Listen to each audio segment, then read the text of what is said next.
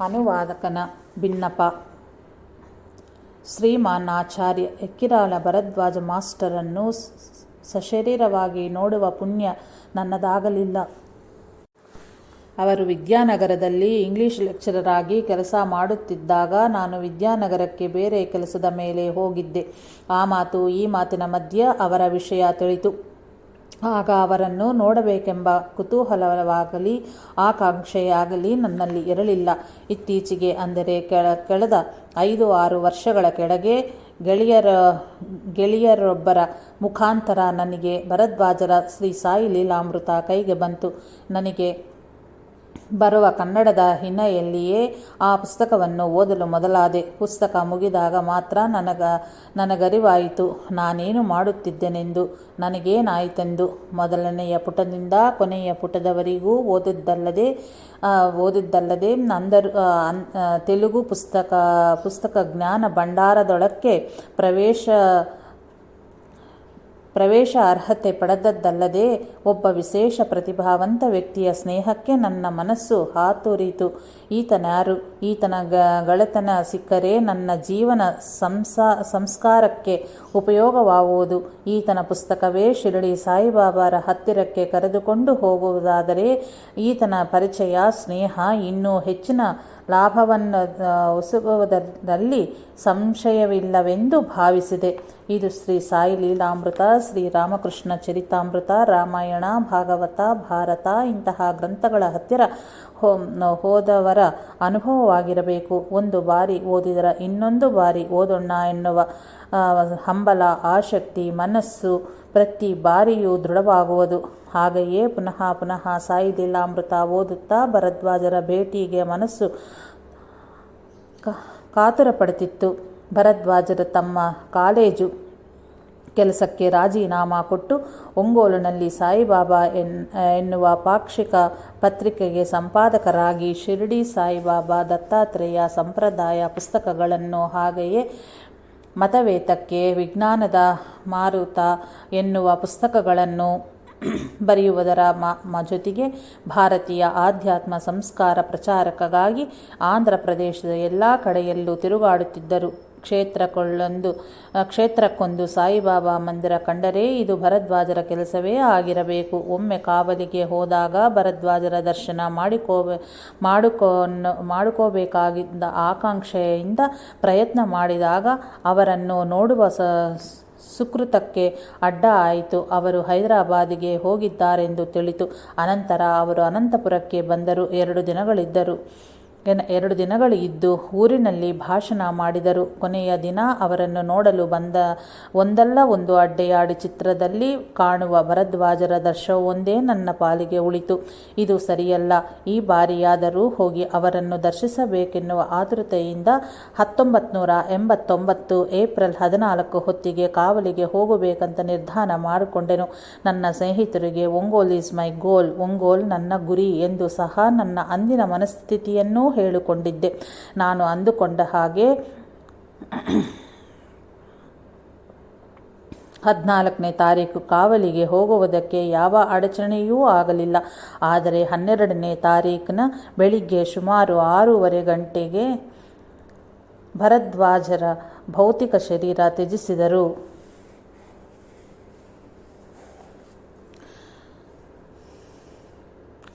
ಆದರೆ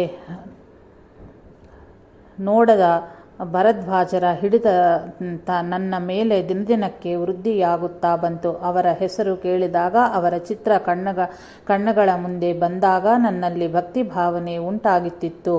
ಇದೇ ಲಹರಿಯಲ್ಲಿ ಭರದ್ವಾಜರ ಗುರುಚರಿತ್ರೆಯನ್ನು ಮತ್ತು ಉಳಿದ ಪುಸ್ತಕಗಳನ್ನು ಕೆಲವನ್ನು ಓದುತ್ತಾಯಿತು. ನನಗೆ ಗುರುತಿರುವುದನ್ನೆಲ್ಲ ಕನ್ನಡದಲ್ಲಿ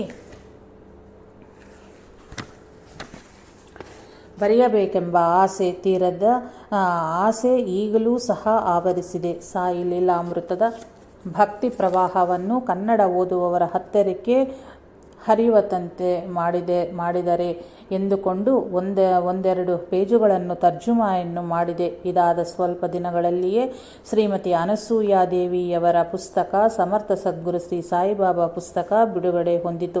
ಭರದ್ವಾಜರ ಪುಸ್ತಕವನ್ನೇತಕ್ಕೆ ಕನ್ನಡಕ್ಕೆ ತರ್ಜುಮಾ ಮಾಡಬೇಕು, ಅದರಲ್ಲಿ ಏನಿದೆ ಎನ್ನುವ ಪ್ರಶ್ನೆಗೆ ಉತ್ತರ ಹೇಳುವುದು ಸರಳ ಮತ್ತು ಸುಲಭ. ಭರದ್ವಾಜರ ಕೃತಿಗಳು ಶುಷ್ಕ ಪಾಂಡಿತ್ಯದಿಂದ ಬಂದವಲ್ಲ. ಅವರ ಪುಸ್ತಕಗಳು ಜಾಣತನವನ್ನು ಪ್ರದರ್ಶನ ಮಾಡಲಿಲ್ಲ. ಅವರ ಬರಹಗಳು ಭಕ್ತಿ ಪಾರವಶ್ಯದಿಂದ ಹೊರಹೊಮ್ಮಿದ ಸಣ್ಣ ಚಿಲುಮಗಳು, ಬೆಳಗಿನ ಬಿಸಿಲಿನಲ್ಲಿ ಹೊಳೆಯುವ, ಹರಿಯುವ, ಇಂಪಾದ ಗಾನ ಮಾಡುವ ಸಣ್ಣ ಝರಿಗಳು.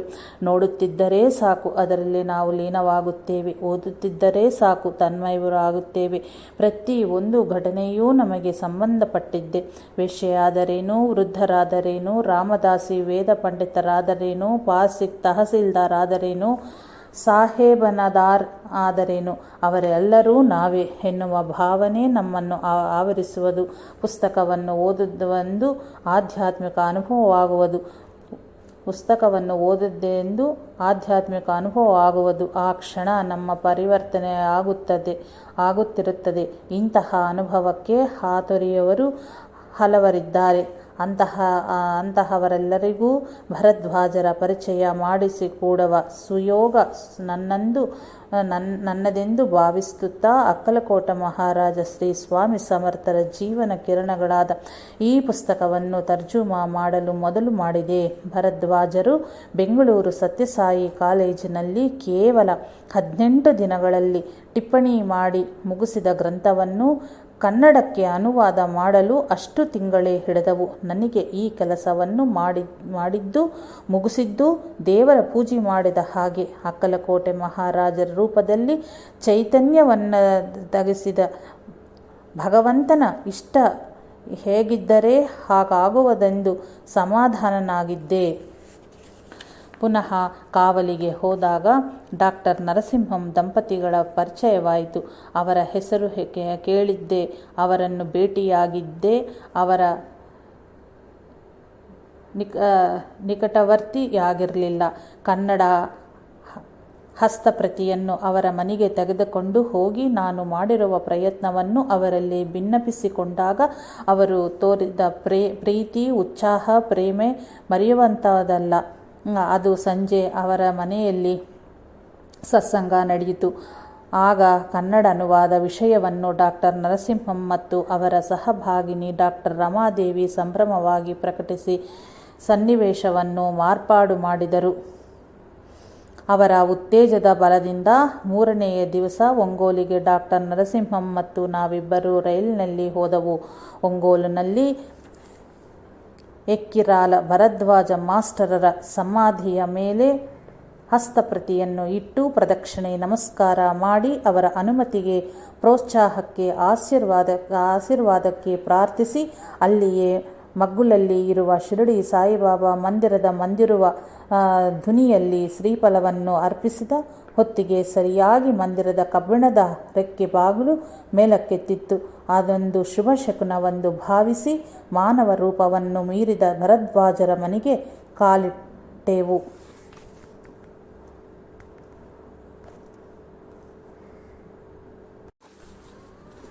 ಅದೊಂದು ನಿರಾಡಂಬರ ಮನೆ. ಎಲ್ಲ ಮಠಗಳ ಮಧ್ಯದಲ್ಲಿ ಗುರುತಿಲ್ಲದೆ ಹೋಗುವಂತಹ ಸಾಮಾನ್ಯ ಕುಟೀರ.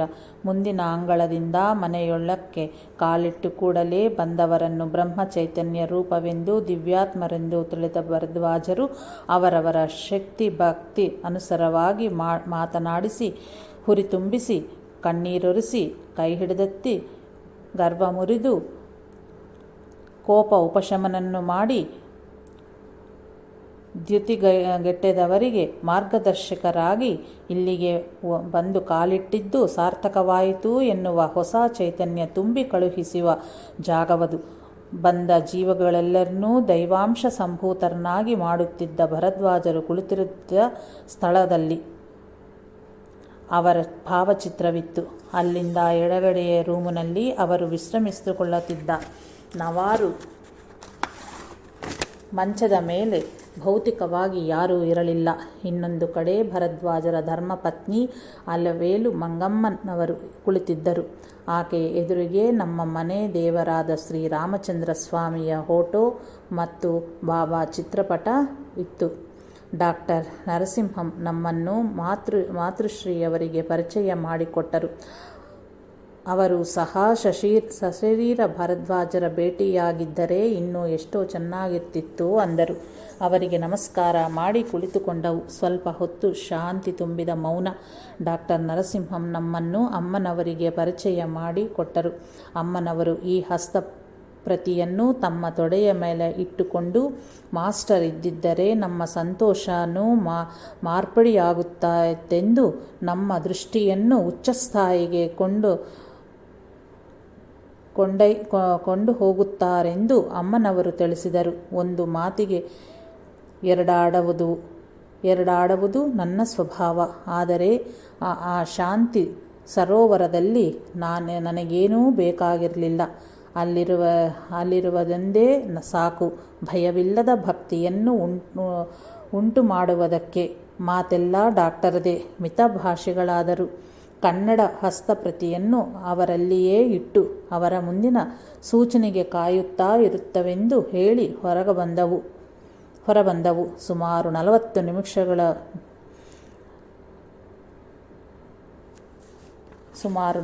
ನಿಮಿಷಗಳಿರಬೇಕು. ಭರದ್ವಾಜರ ಕುಟೀರದಲ್ಲಿ ಅಮ್ಮನವರ ಮುಂದೆ ನಾವು ಕಳೆದ ಕಾಲ, ಹಸ್ತಪ್ರತಿ ಎಲ್ಲಿಗೆ ಸೇರಬೇಕೋ ಅಲ್ಲಿಗೆ ತಲುಪಿದೆ ಎನ್ನುವ ಸಮಾಧಾನ, ಹಿಡಿದ ಕೆಲಸ ಇಲ್ಲಿಯ ತನಕ ಸಾಗಿತಲ್ಲ ಎನ್ನುವ ಭಾವನೆ, ಮೈಯೆಲ್ಲ ಹಗುರ, ಮನಸ್ಸು ಮಾಯವಾಗಿರುವ ಹಾಗಿದೆ.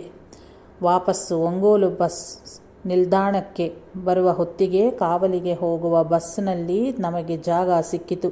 ಕೊನೆಯ ಸೀಟಿನಲ್ಲಿ ಡಾಕ್ಟರ್ ಮತ್ತು ನಾವಿಬ್ಬರು. ಡಾಕ್ಟರ್ ನರಸಿಂಹಂ ಬೊಂಬಾಯಿ, ಕಲಕತ್ತಾ ಇಲ್ಲವೇ ಲಂಡನ್, ನ್ಯೂಯಾರ್ಕ್ನಲ್ಲಿ ಇದ್ದರೆ ಅವರ ಹೆಸರನ್ನು ಪತ್ರಿಕೆಗಳಲ್ಲಿ ಓದಿಕೊಳ್ಳುವಷ್ಟು ಮಾತ್ರವೇ ಅವಕಾಶ ಸಿಕ್ಕಿರಬಹುದು. ಆದರೆ ಹೇರಳ ಹಣವಿಲ್ಲದೆ ಅವರ ಭೇಟಿ ಅಸಂಭವ. ಅಂತಹವರು ನಮ್ಮಂತಹವರನ್ನು ಗೈಡ್ ಅನ್ನುತ್ತಾರಲ್ಲ ಹೇಗೆ? ಪುಟ್ಟ ಮಗುವಿನ ಹಾಗೆ ಅವರ ಅಂತಃಕರಣ. ಮಾಸ್ಟರರನ್ನು ನೀವು ನೋಡಿರಬೇಕಾಗಿತ್ತು ಎನ್ನುವ ಪ್ರತಿ ನಿರೂಪಣೆಯೇ ಕೊನೆ ಮಾತು. ಈ ಪುಸ್ತಕದ ಅಚ್ಚಿಗೆ ಪ್ರಕಾಶನಕ್ಕೆ ಅವರೇ ಬಲಗೈ, ಅವರೇ ಕಾರಣ, ಅವರೇ ಸಾಧನೆ. ಈ ಕನ್ನಡ ಅನುವಾದ ನನ್ನ ಭಕ್ತಿ ಭಾವನೆಯ ನಿದರ್ಶನವೇ ಹೊರತು ಸಾಹಿತ್ಯ ಅಲ್ಲ. ಆದಷ್ಟು ತೆಲುಗಿನಲ್ಲಿ ಹೇಗಿದೆಯೋ ಹಾಗೆಯೇ ಭರದ್ವಾಜರ ಭಕ್ತಿ ಪ್ರಪತ್ತಿಗೆ ಯಾವ ವಿಧವಾದ ಅಡಚಣೆಯಾಗದಾಂಗಿ ಮಾಡಿರುವ ಪ್ರಯತ್ನ. ಭರದ್ವಾಜರ ಪುಸ್ತಕವನ್ನು ಓದಿದಾಗ ನನ್ನಲ್ಲಿ ಉಂಟಾದ ಭಕ್ತಿ ಭಾವನೆಗಳನ್ನು ನಿಮ್ಮ ಎದುರಿಗಿಟ್ಟು ನಿಮಗೂ ಸಹ ಅಂತಹ ಭಾವಗಳೇ ಏರ್ಪಡುವುದೆಂದು ಆಶಿಸುತ್ತಾ ಮಾಡಿರುವ ಪ್ರಯತ್ನವಿದು. ಸಾಲಿಗ್ರಾಮ ಸುಬ್ಬರಾಮಯ್ಯ, ದೇಸಾಯಿ ಮಾಸ್ಟರ್.